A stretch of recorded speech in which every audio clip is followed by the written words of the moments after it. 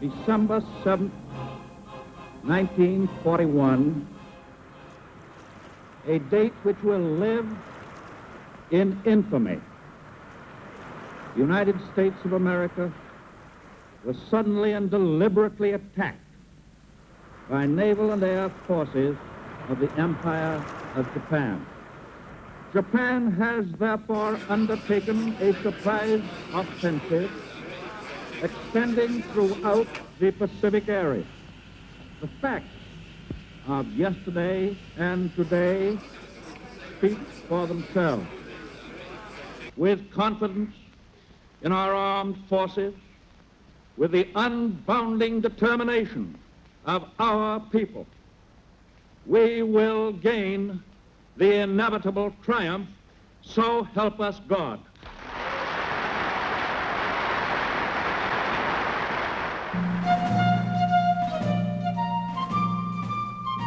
Admiral Yamamoto, the mastermind behind the devastating Pearl Harbor attack, warned the Japanese War Cabinet, "We have woken a sleeping giant." Yamamoto knew that no nation on earth could match the industrial might of the United States. The knockout blow against the US fleet was designed to give the Japanese time to inflict a series of crushing defeats on the US Navy in the Pacific to force them to negotiate a rapid peace on Japanese terms. Meanwhile, at Pearl Harbor, all too late, the island was now guarded by well-dispersed fighters, fully armed, with pilots strapped in, and ready to take on any Japanese follow-up attack detected by long-range patrols.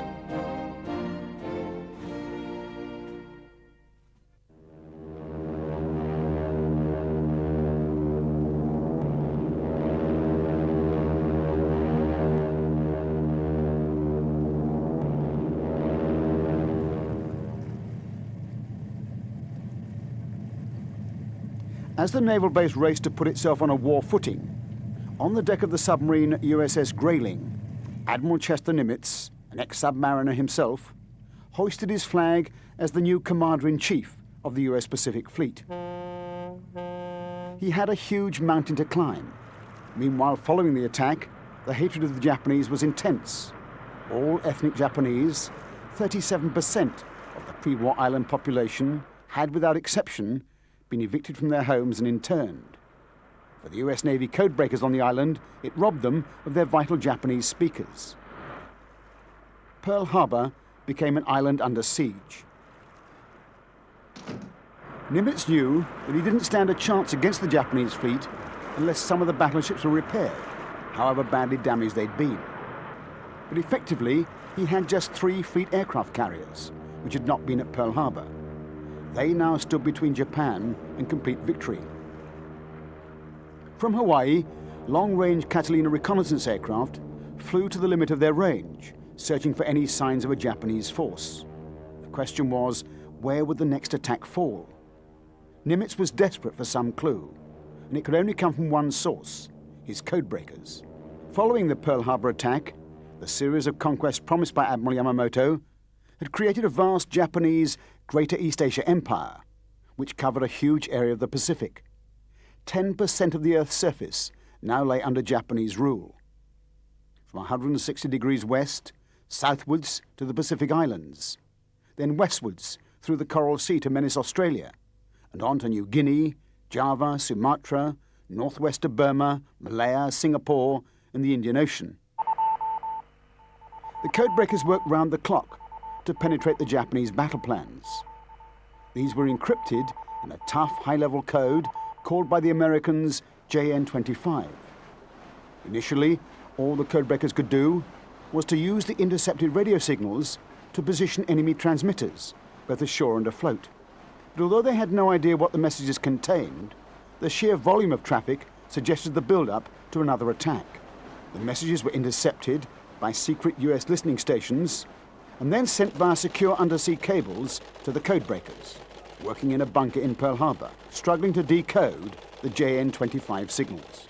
JN25 was the Japanese Navy's main operational code, whereas the machine was a diplomatic cipher used by the Foreign Office and the diplomats.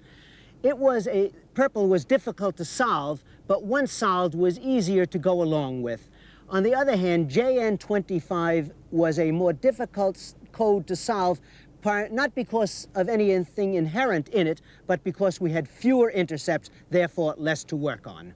JN25 was a numerical code. It consisted of over 45,000 five-figure code groups, which stood for key Japanese words and phrases.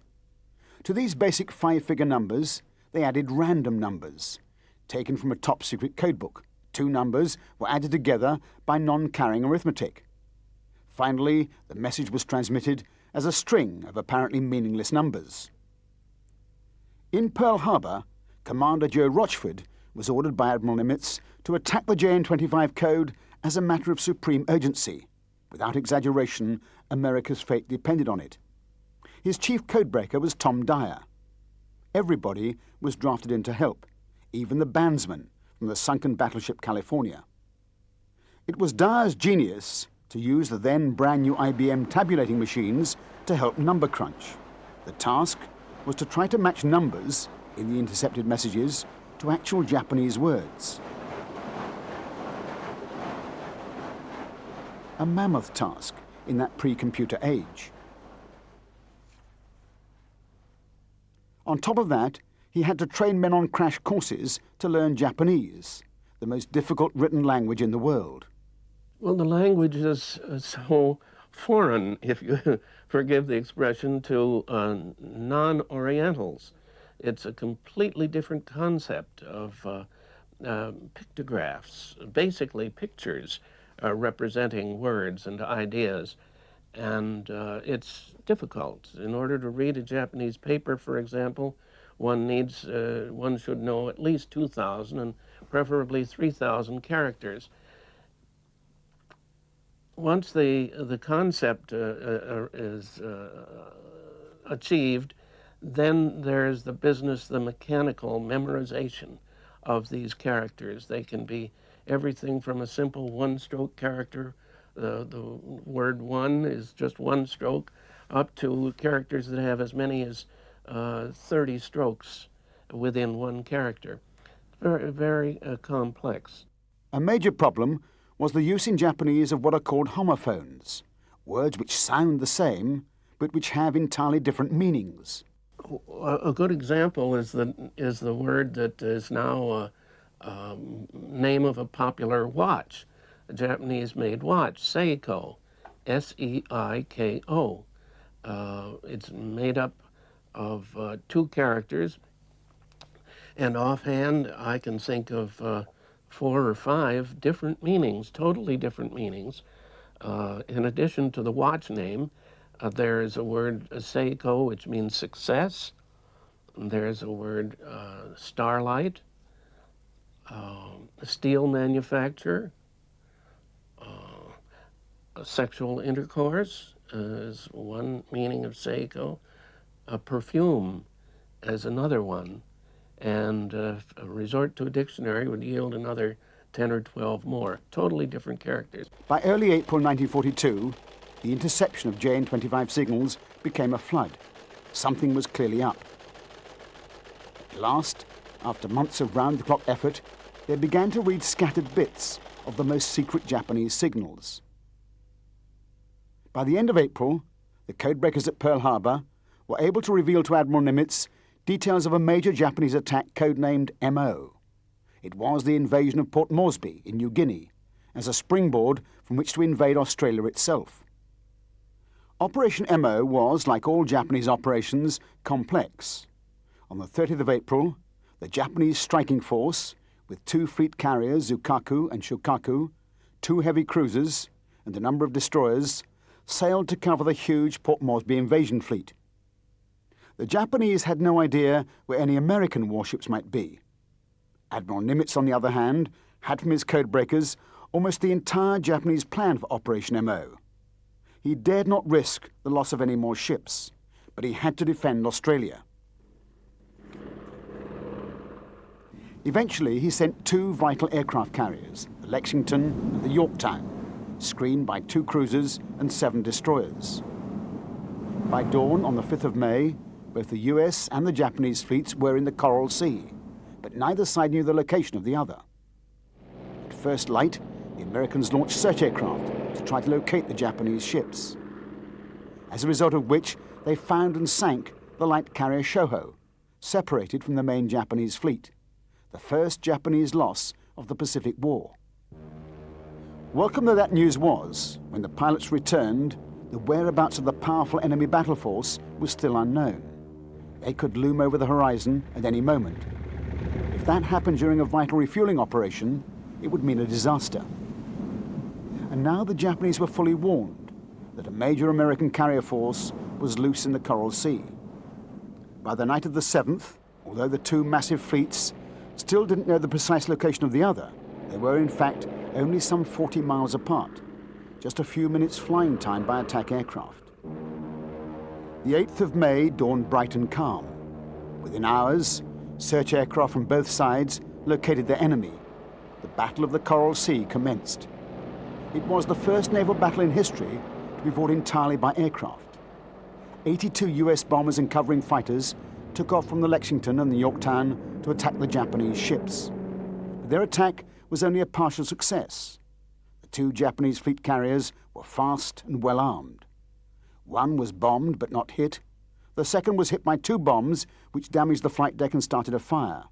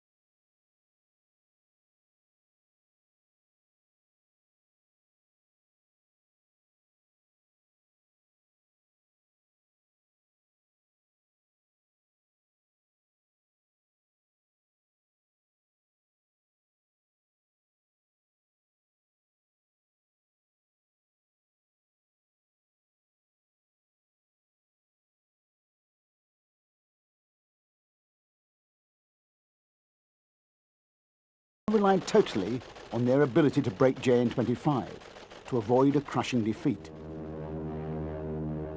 Following the Battle of the Coral Sea, the US Navy went on to full alert. Admiral Nimitz knew that Yamamoto was poised to strike with a decisive blow, while the balance of forces was so heavily in favor of the Japanese. The US Navy, softened by long years of peace, trained to become battle-hardened before the blow fell. Nimitz now had just 3 fleet carriers, the Yorktown, the Enterprise, and the Hornet. The code-breaking unit at Pearl was codenamed Hypo. Its very existence was a closely guarded secret. It was located in the basement of a secure building inside the Navy Yard. The small team sifted through thousands of intercepted Japanese naval signals.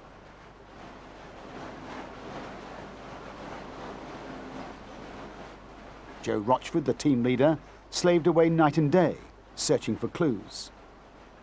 Early in May, they began to put together signs of another major Japanese naval operation, codenamed this time MI. Where was it aimed?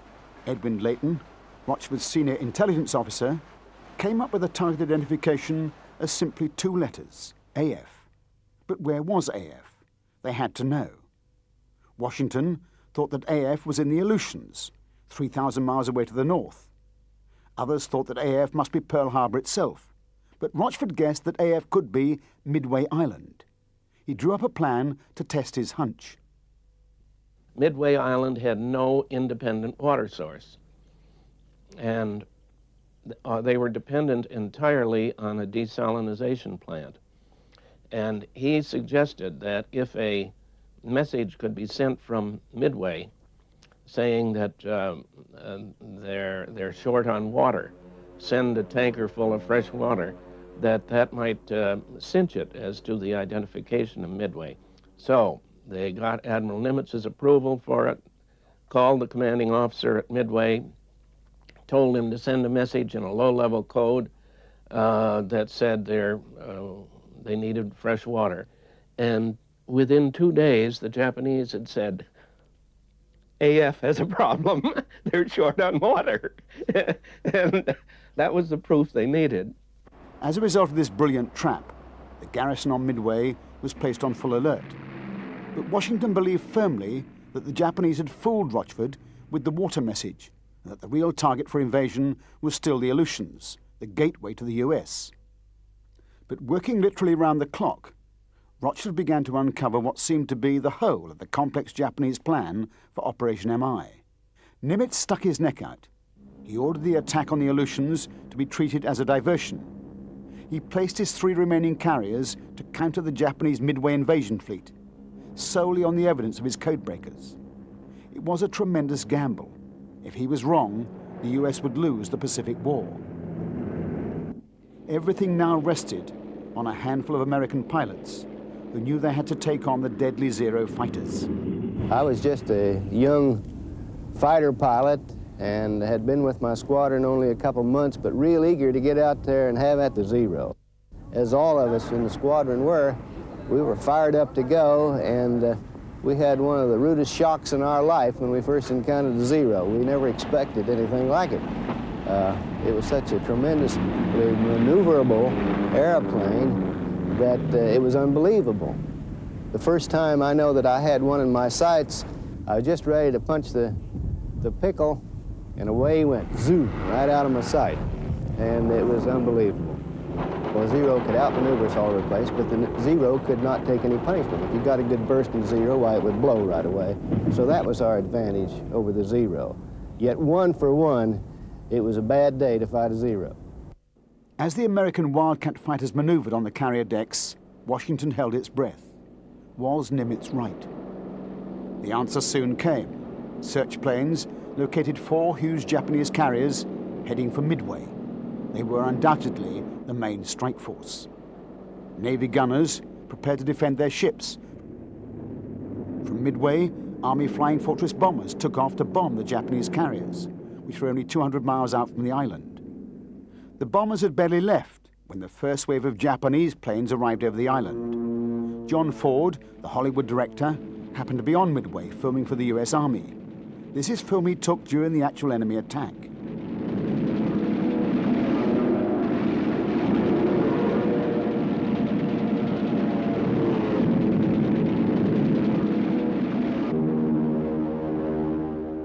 As the battle hotted up, US Marine dive bombers took off from Midway to attack the enemy.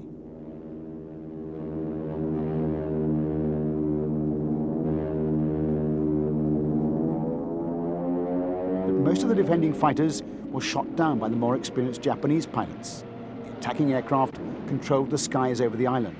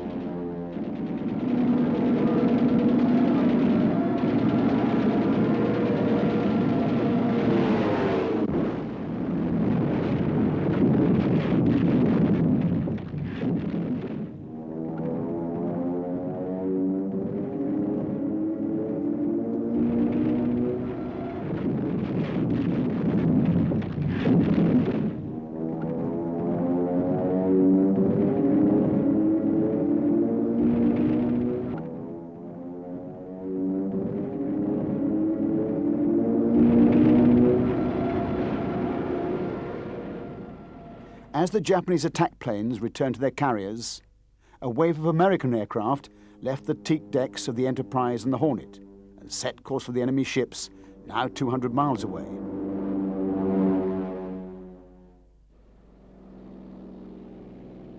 Among the aircraft were 15 torpedo dive bombers who called themselves the Coffin Squadron because of their obsolete aircraft.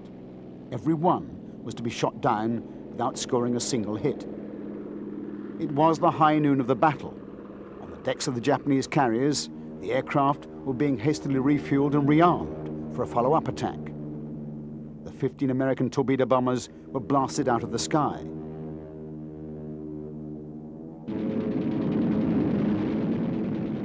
But high above the battle, the dive bombers, which had taken off from the Enterprise, led by Lieutenant Commander Wade McCluskey, were searching for the enemy carriers. As he was about to turn for home, he just glimpsed far below a Japanese destroyer turning at full speed. It was the moment of fate. The aircraft peeled into the attack.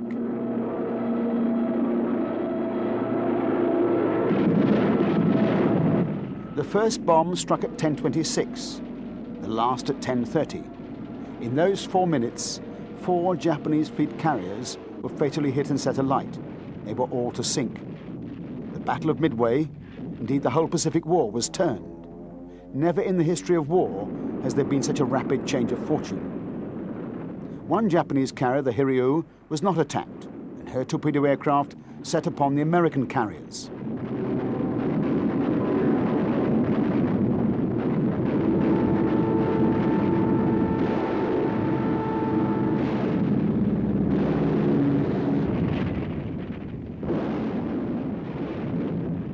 We had 6 fighter planes left that were flyable. The only catch was we only had 40 gallons of gas apiece. But nonetheless, they wanted to get us off to try to oppose the incoming torpedo attack. Admiral Thatch and myself and about 4 others, that's exactly 4 others, manned these planes. And by the time we got off deck, the ship was firing across the deck, and all the ships in the fleet with us were firing, putting up quite a barrage. And I can vividly remember going off the deck, trying to crank up my wheels, charge my guns, which we had to do manually, and try to catch the torpedo planes coming in. I did catch one and possibly another.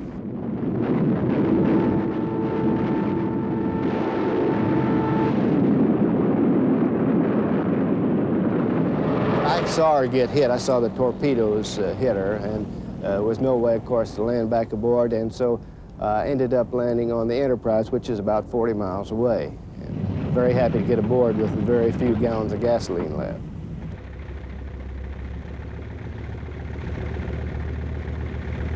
Now the aircraft that had sunk the enemy carriers returned. Their air crews were jubilant. Admiral Nimitz praised them to the skies. But he had no doubt where the highest honours lay, with the codebreakers. As he wrote in his dispatches, without the codebreakers, his fleet would have been 3,000 miles from Midway when the Japanese attacked. Midway did not fall, but the price was high. The Yorktown and the destroyer Henman were sunk, 92 aircraft and their air crews were lost. The American production machine went into high gear. They would commission no less than 150 carriers and build 300,000 aircraft during the war years. The Japanese could not even replace their losses. Once again, the codebreakers had proved themselves to be a decisive weapon of modern war.